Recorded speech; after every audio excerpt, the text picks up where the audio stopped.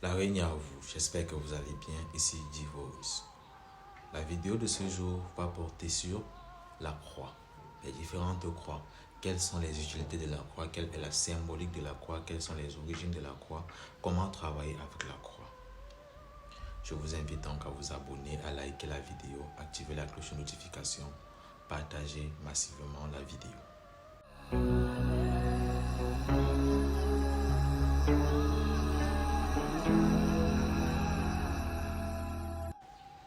Parlant de la croix, certaines personnes ont souvent tendance à associer ou à assimiler la croix à la religion chrétienne. Mais cela est à tort car la croix a des origines encore plus lointaines. Mais le but de cette vidéo n'est pas de revendiquer la paternité de la croix. Le but de la vidéo est de nous permettre de comprendre ce que cet instrument de spiritualité. La croix fait d'abord partie de la grande famille des talismans ou alors des reliques. Les reliques et les talismans ont presque les mêmes significations vu que les deux ce sont des objets spirituels qui sont consacrés à certaines entités ou alors qui sont liés à certains égrégores et ont des propriétés précises. La croix donc étant un talisman, étant un objet spirituel, un objet magique, forcément elle a ses propriétés à elle. Quelles sont donc ces propriétés? Avant de parler des propriétés de la croix, on ne saurait vous faire comprendre les propriétés de la croix sans vous donner d'abord la signification même, spirituellement parlant, de la croix en elle-même. Quand vous observez cet objet spirituel, vous allez vous rendre compte que la croix est constituée de deux traits qui s'entrecroisent, donc de deux traits perpendiculaires, un étant vertical et l'autre étant horizontal. Maintenant, à ces deux traits, on peut ajouter un cercle qui a peut-être une autre signification, par exemple, comme dans la croix celtique, ou alors au-dessus même de la croix, il y a d'autres symboles qui peuvent accompagner cette croix. Vous voyez par exemple là, la croix égyptienne.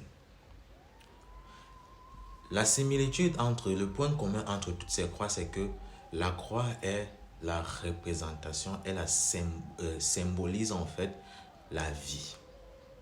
La croix symbolise la vie éternelle, le renouveau, l'éveil spirituel. Pour que vous puissiez mieux comprendre, ces deux traits symbolisent l'étape de la vie spirituelle d'un être humain. Le trait horizontal symbolisant en lui la vie matérielle, la vie sur la terre, la vie en tant qu'être de chair. Maintenant, le trait vertical symbolise la vie spirituelle. Ce qui veut dire on doit avoir la capacité d'unir et d'harmoniser notre vie, nos différentes vies, que ce soit sur le plan spirituel et sur le plan matériel ou charnel. On ne pourrait pas se concentrer sur une des vies et délaisser l'autre car les deux vont de pair. C'est pour ça que les deux traits s'entrecroisent. Vous comprenez donc par là que même pour s'élever spirituellement, il y a des prédispositions qu'il faut prendre sur le plan physique.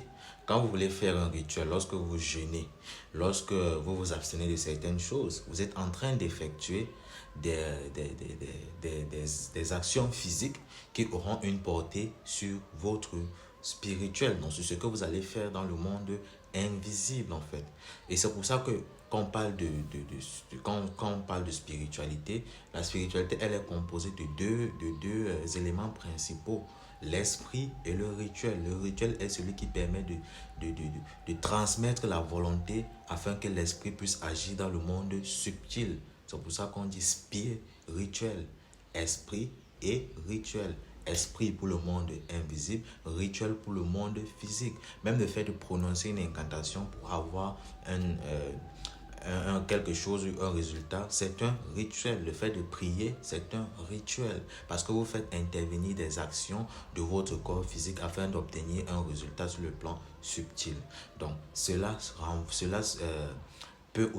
aussi, les mots m'échappent, je ne sais pas quel mot utiliser. Bref, cela aussi concorde avec la croix, car la croix est en quelque sorte l'un des éléments les plus importants de la spiritualité. Les croix ont existé bien avant l'ère chrétienne. Quand on parle de croix égyptienne, la croix égyptienne, par exemple, a existé pendant des milliers d'années même avant la naissance du christianisme. Maintenant, comment est-ce qu'on peut définir le rôle d'une croix? Vous savez déjà que la croix en elle-même symbolise la vie, l'évolution d'un être sur le plan physique et sur le plan spirituel.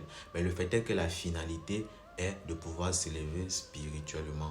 Raison pour laquelle il y a ces deux traits-là. Et généralement, le trait vertical est souvent représenté comme étant plus long que le trait horizontal. Donc, horizontal, vertical. Pourquoi même le trait vertical est représenté plus long? Parce que l'évolution spirituelle, c'est une continuité. La vie spirituelle est une continuité sur de longs termes. Il y a des vies spirituelles qui durent des milliers d'années. Tandis que la vie charnelle, elle est d'une durée assez limitée. Par exemple, même si moi personnellement j'ai une vie spirituelle qui doit encore se continuer même après la mort de ce corps physique, le fait est que lorsque je vais me réincarner, ma vie matérielle n'aura plus aucun lien avec cette vie actuelle. Vous allez voir des personnes dans leurs précédentes vies, ils étaient des princes, ils étaient des rois, mais dans cette vie, ils sont pauvres pauvres matériellement en fait. Donc vous voyez que les deux vies n'ont aucun lien en fait. Le seul lien est spirituel.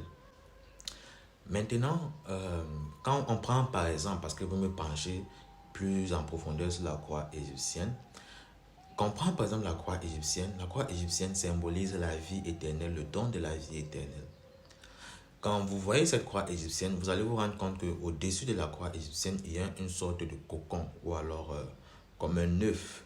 La croix égyptienne est souvent considérée comme la représentation même du fœtus. Qu'est-ce que cela signifie? Dans cette vie, nous sommes encore à l'état embryonnaire et nous sommes en train de nous préparer pour la vie éternelle selon les enseignements de l'Égypte antique qui ont été répercutés sur les différentes grandes religions de ce monde actuel, de cette époque actuelle-là. Donc la croix égyptienne signifie en fait nous sommes des êtres qui vivons sur le monde matériel et nous sommes en train de chercher notre évolution. Donc nous sommes encore à l'état fœtus en fait, donc à l'état fœtus sur le plan spirituel et nous sommes en train de chercher notre évolution afin d'accéder à notre divinité. Et quand on parle maintenant de divinité, on parle de vie éternelle car les divinités sont éternelles. Le fait est que le message des croix, c'est que vous devez vous élever spirituellement pour avoir accès à votre divinité et ainsi obtenir la vie éternelle. Pareil, des personnes par exemple qui font partie de la rose croix, que ce soit la rose croix d'or ou la rose croix amour, vous parleront du Christ du cœur ou alors de la rose du cœur plutôt, je voulais dire la rose du cœur ou alors le corps christique qui est celui qui est censé rejoindre son Père pour fusionner avec son Père afin d'accéder à la divinité et ainsi à la vie éternelle. Donc vous voyez que toutes les croix tournent toujours autour de la vie, autour de la divinité. Déjà, c'est l'un des premiers principes. Maintenant, dans la vie courante, à quoi peuvent nous servir les croix et comment peut-on utiliser la croix? Les croix aussi, les différentes formes de croix sont liées à certains égrégores. Ce qui veut dire qu'en utilisant la croix chrétienne, par exemple, vous allez automatiquement travailler avec les énergies de l'égrégore chrétien. Certes, il existe des rituels où on peut allier plusieurs égrégores. Là, je vais parler de ça dans une prochaine vidéo où je vais vous expliquer pourquoi les mages généralement appartiennent à plusieurs égrégores ou alors à plusieurs ordres spirituels pour que vous puissiez aussi comprendre cette vidéo et pouvoir assimiler tout ce qui peut-être vous n'auriez pas compris.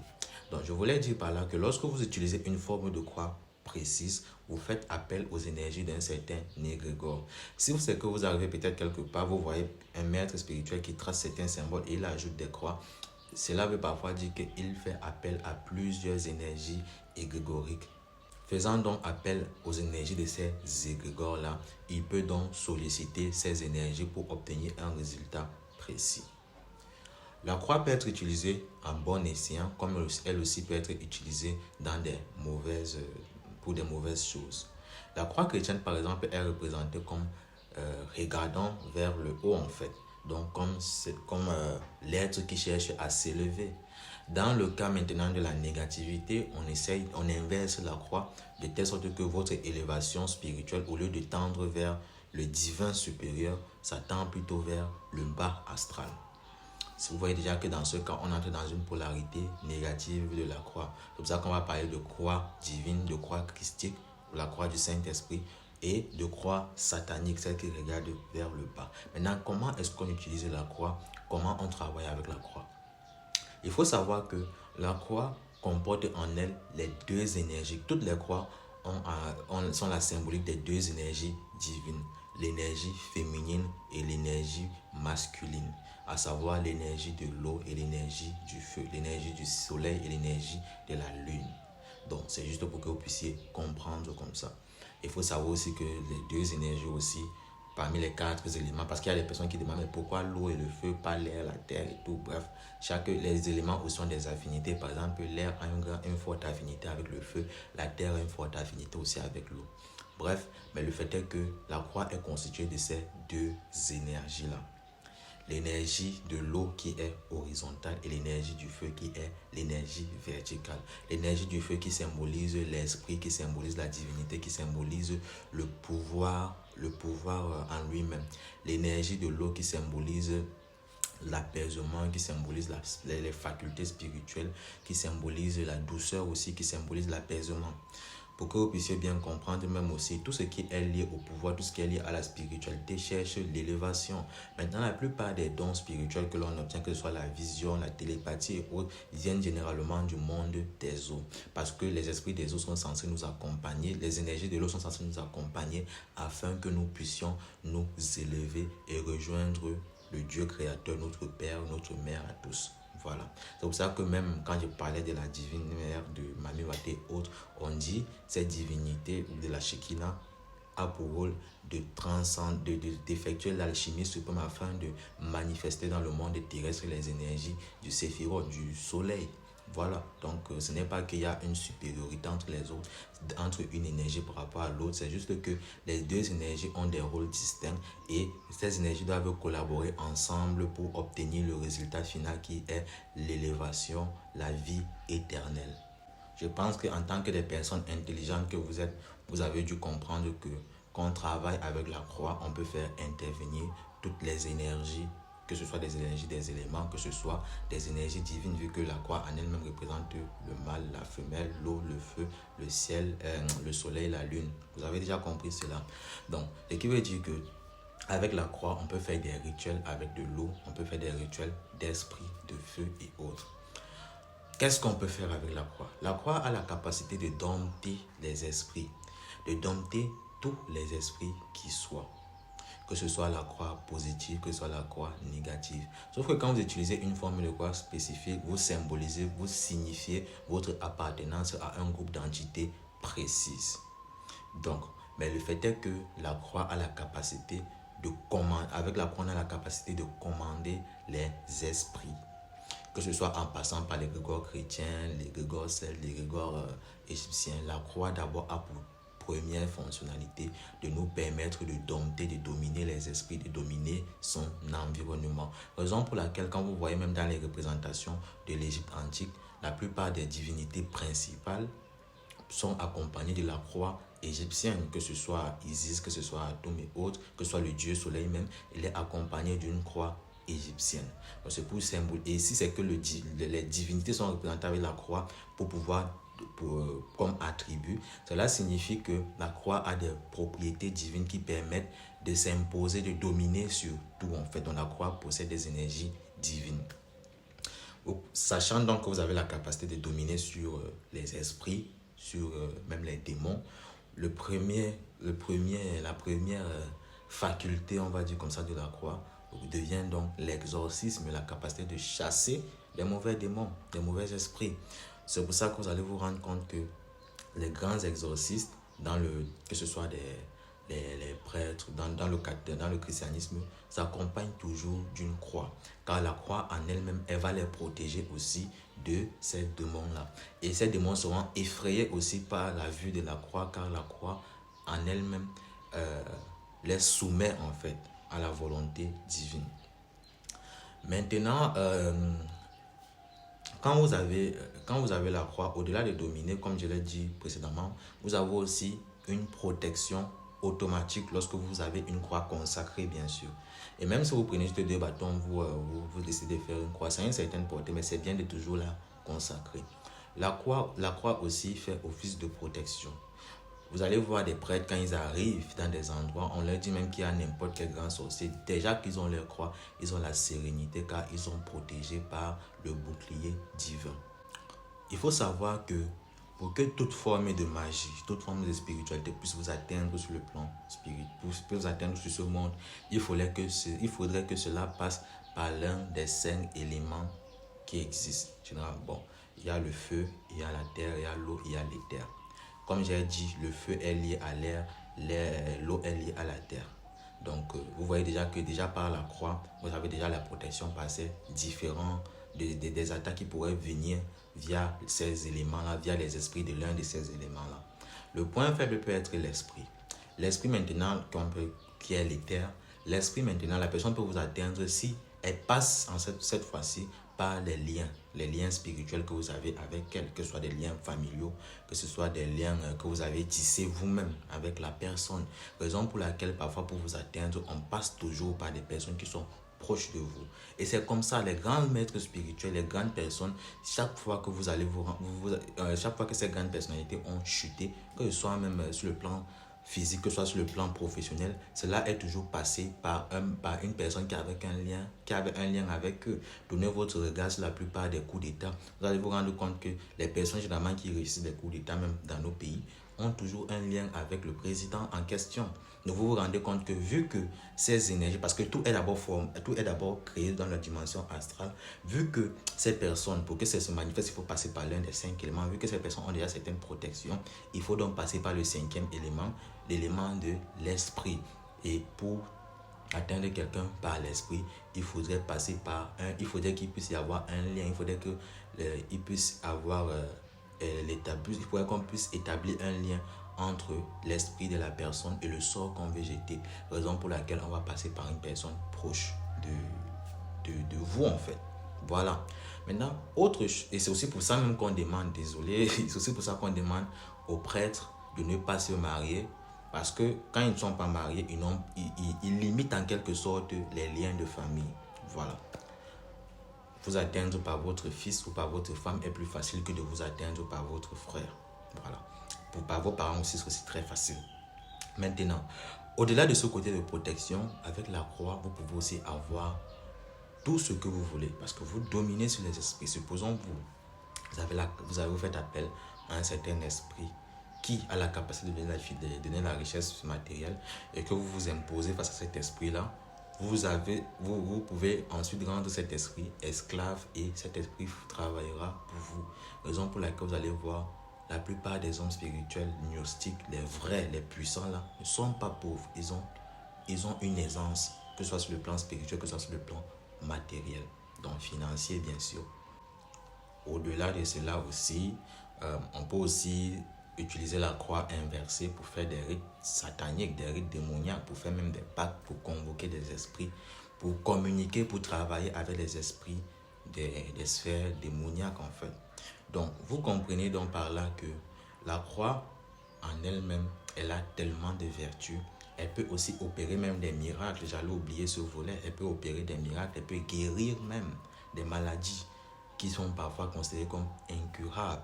Donc, la croix n'est pas un élément banal de la spiritualité qui est juste utilisé comme une sorte de drapeau pour dire je suis chrétien, je fais l'Égypte, je suis kémète, je me concentre sur les rites ancestraux. Non, la croix est un élément spirituel à part entière. La croix est l'un des éléments les plus importants de la spiritualité car la croix en elle-même représente l'objectif que nous tous nous sommes venus accomplir sur cette terre qui est l'élévation spirituelle et la croix représente en elle-même aussi l'harmonie entre le monde, entre les différents êtres, entre le monde aussi. Parce que lorsque les deux éléments divins fusionnent ensemble, cela génère l'harmonie divine. Quand on parle d'harmonie divine, nous qui sommes des représentations de Dieu, nous qui sommes à l'image du divin, si l'harmonie divine est présente dans notre vie, dans notre entourage, forcément, il y aura aussi la paix et l'harmonie autour de nous. Merci d'avoir regardé la vidéo jusqu'à la fin. Cette vidéo a été inspirée par un patient, un ami qui est un chrétien qui voulait comprendre quelle est la place de la croix dans la spiritualité. Je vous invite à vous abonner, à liker, à partager la vidéo, activer la cloche de notification La règne à vous, c'était Divin Maurice.